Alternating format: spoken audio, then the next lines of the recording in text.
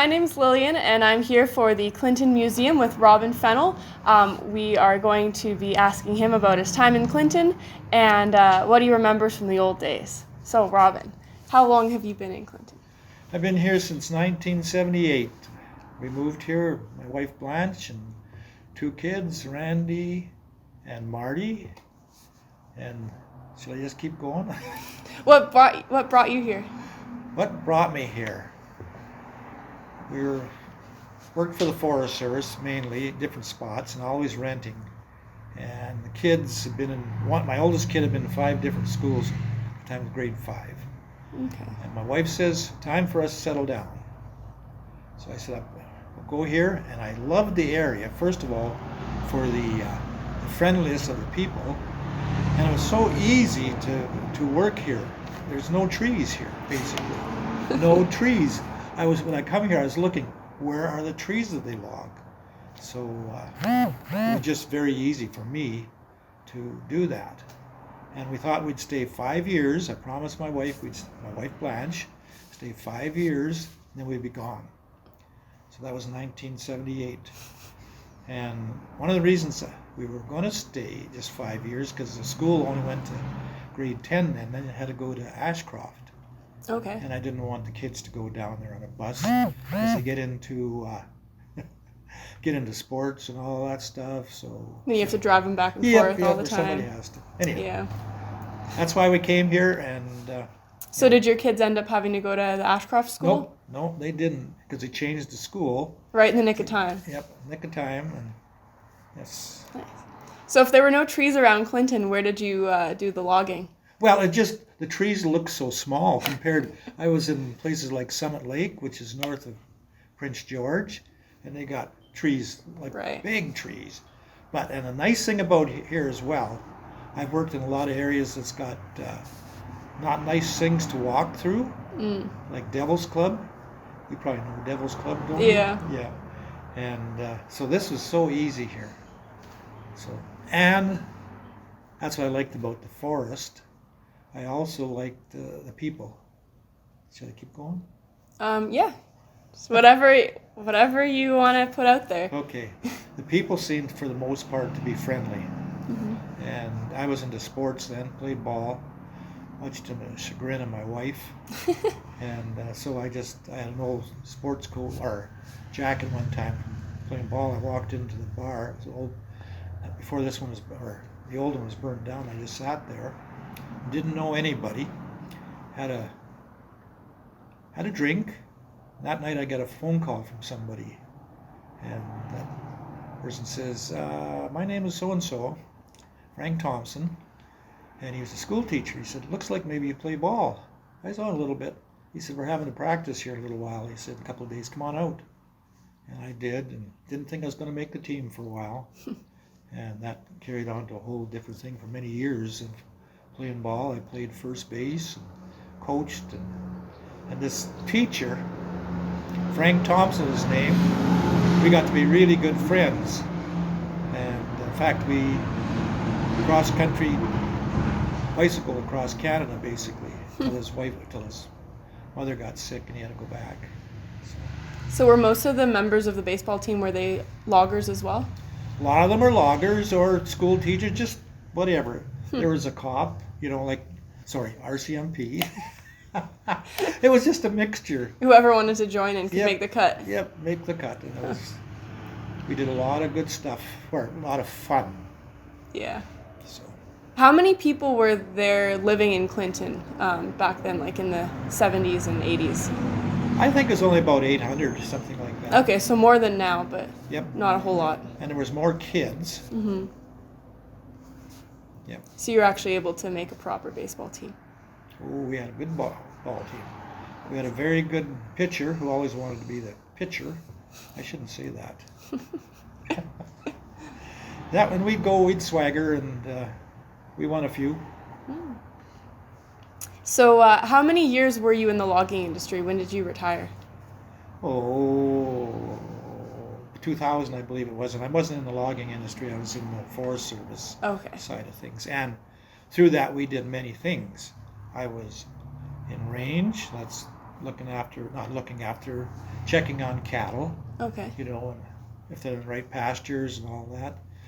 Over my time, not so much here, but other places, I've done silviculture work where you had to make sure that the trees are planted. And of course, here when I first came, I was, they call me the deputy ranger. See, there's a ranger, then there was a deputy ranger, then there's assistant rangers. And that's all changed, of course, now. Mm-hmm. But that was my title for a while. And so, yeah, we had crews here. Sounds like a fun job. Get to be outdoors and... Quite a bit, but as you move up the line, you get less and less you can get outdoors. But I managed bogged to down with paperwork. Yep. Yeah.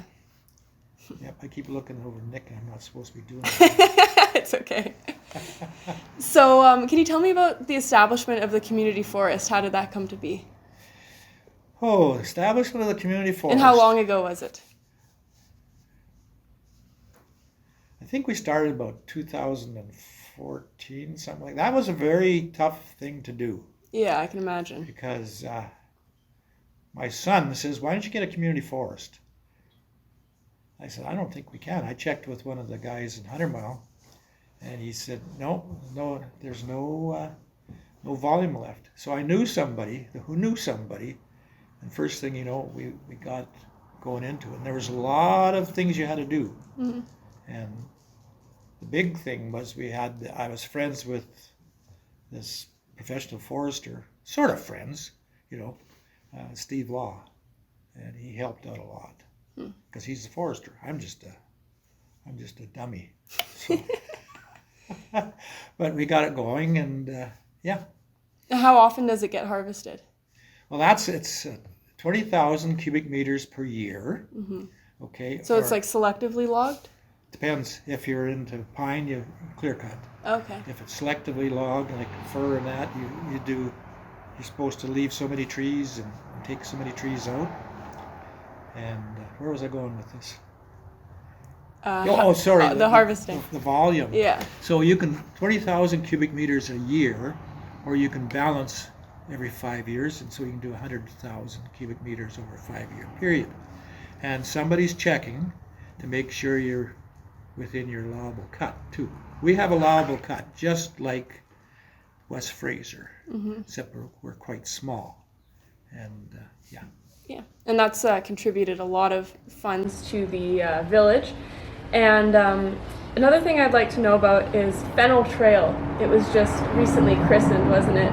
A few years back. Yeah, what led to that? I know that you've received a number of volunteer awards. Can you tell us about your volunteer experiences in Clinton? Well, volunteering, I don't know, I guess I don't know why. I always did sort of volunteer no matter where I went. Could have been with, just a local club. For some reason I said, I'll do this, I'll do that, I'll do this. And that's how I got into being a volunteer here. And after a while you have to say, whoa, you can't volunteer anymore. Too many things under your... Too many things. And then and pretty soon not everybody, a few people ask things that you have no idea. They think you've been around forever. But the Fennell Trail, that started out through the Economic Development Society, which, as far as I know, is now no longer there. Okay. Defunct Economic Development Society. Yep. And so then the name went up. I had no idea it was going up there. Oh, yeah? But I had something to do with it. Nice. Okay. I think we just have a couple more questions. One that we ask everybody is, what is one thing that you miss about Clinton when you first moved here? And what's one thing that you're glad has changed for today? What I miss, I think, is the quietness of the town. But I had a dream, too. The dream was we should have 1,000 people here. Yeah. And like in the 20s? Weren't there... Well, there was, but a lot of them were in bush camps and stuff. Oh, okay. And of course, there were more kids in, too.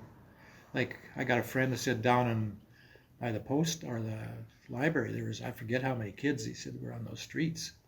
But It was quieter back then, even though they had more people. Is it because there were fewer cars? well, yeah, that's one thing. Less cars, not this traffic going through. Like it is Yeah. now. This is crazy. But yeah, And then what's one thing that you're glad has changed? I think we have better services. Mm-hmm.